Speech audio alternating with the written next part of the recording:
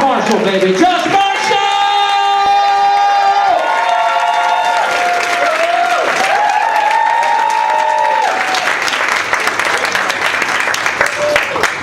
How is everyone? That was not convincing. So I'm just saying, that was not convincing at all. I think that some of you might have died while I was coming up to the stage. So I'm going to start with something I saw on the news the other day. Well, actually, I'm in the habit of saying the news. It's my Facebook feed. It's just kind of always, everything there is actually interesting. So apparently, there are now accents in sign language. This is something that I just learned the other day. This is a word in sign language. And in Philadelphia, this is that word with an accent. Now, I thought that accents were heard.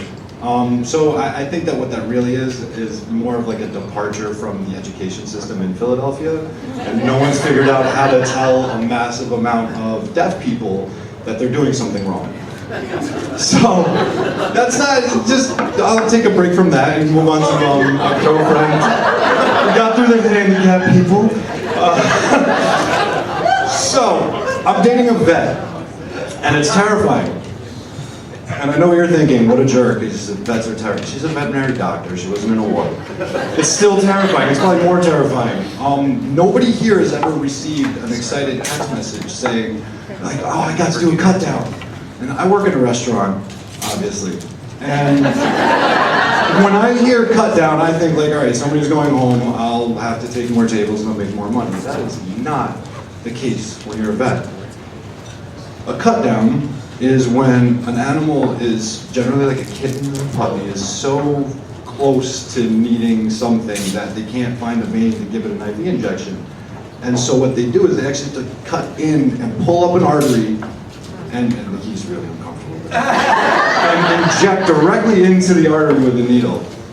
And this brought a little twinkle of joy to the eyes of someone I'm intimate with.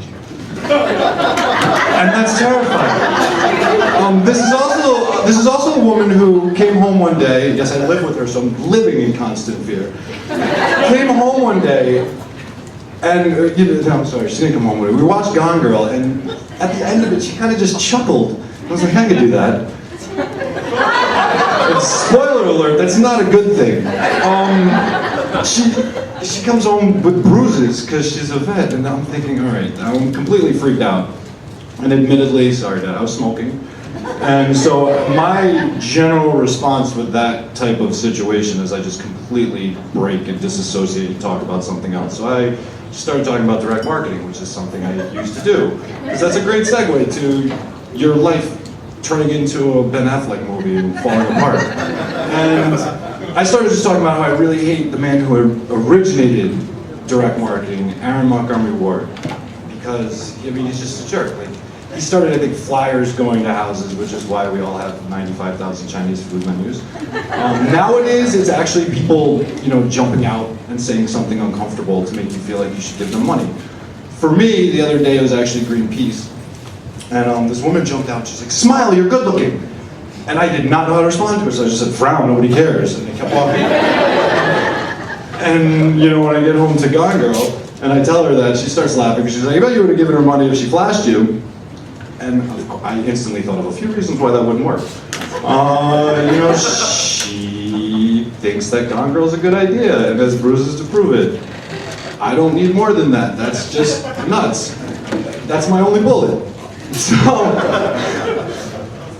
So we're talking about it, we're going through it and everything, and I'm trying to get on this direct marketing kick, and I'm trying to go with that, and it's not working. And regardless of all that, and yes, it's regardless, it's not irregardless. Anybody who says irregardless is just as much of a jerk as Aaron Montgomery Ward, the pioneer of direct marketing. I just started thinking about like my future flashing before my eyes, and what if I did come home one day, and the news kind of going, just like the situation from Gone Girl, and it's my life, and it's all just because she saw like $1,000 donation to Greenpeace.